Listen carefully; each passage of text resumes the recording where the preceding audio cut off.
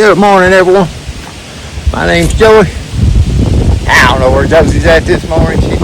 She's around here running around somewhere. She's over here actually hiding. I'll show you guys here in a second. But got over our little cold spell. Back kind of to normal, I guess. Took the tarp off this chicken coop over here. It's making that thing hard to move. So, like I said, we're back up to normal, so I took it off this morning. Splitting up our stuff here.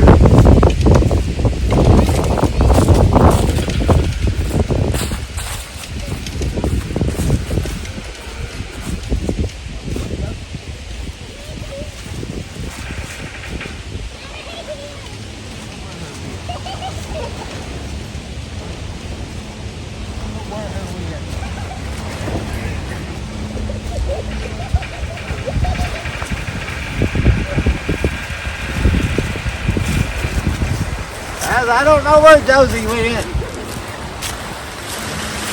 Not sure where she's at.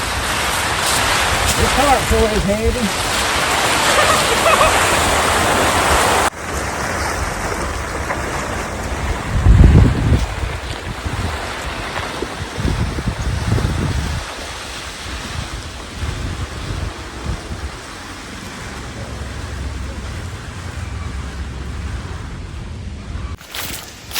Oliver Cornish cross done good. Like I said, they're full grown pretty much. So I guess that's one thing. And I guess cause it is winter time, maybe they have a good bit of feathers on them, more than normal. I mean, you can still see some skin here and there, but for the most part, they got feathered out pretty good. Somebody mentioned putting a roosting bar in there. These chickens, now if I put like something on the ground just to raise them up off the ground a little bit, they'll climb on top of that, but they will not roost. I think because they're just so heavy, most of the time they just lay flat on the ground. Like I said, I probably could have laid like a 2x4 or something like that in there, or something, you know, that they might stand on, but they don't really roost. Not gonna say all of them would, you know, you might get one. They can't fly up, get on anything, so it has to be really low. But yeah, if you're not ever fooled with these chickens, picking one of these chickens up and picking up a normal egg-laying chicken, there is a noticeable difference in the weight of these chickens. I mean, a considerable amount of weight difference, even when they're little. Just a day or two old, there's just such a weight difference in them. But they all done good. Like I said, no issues. Finished feeding. I just got the goats and the sheep and stuff down here. And I might try to work on sawing down a tree or something over here today. That's what we did. We've not been out much. Josie is feeling better, but she still has a real bad cough sometimes if she gets upset or gets excited or anything like that, and you know, running or playing, she'll start coughing, and sometimes in the bed, like last night, probably about 2 o'clock last night, she started getting on this coughing fit, and I had to get up and get her some cough medicine last night, which I do use all natural cough syrup stuff. It's mainly honey, but it seemed after a few minutes it seemed to kick in, and she got to sleep the rest of the night. But there's Josie. We're gonna finish her doing her feeding and stuff, and then we'll get into something here in a second.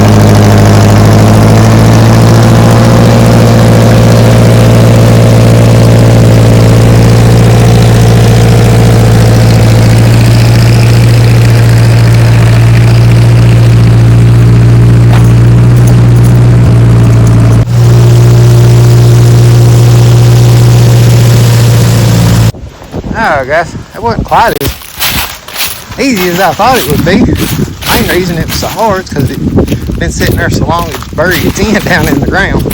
I brought a shovel over and dug it out just a little bit so it would scoot on out of the hole. The hole sunk down into the ground there. But we got that sawed out of there. No more wheel makers for Josie. We're going to saw this up real quick.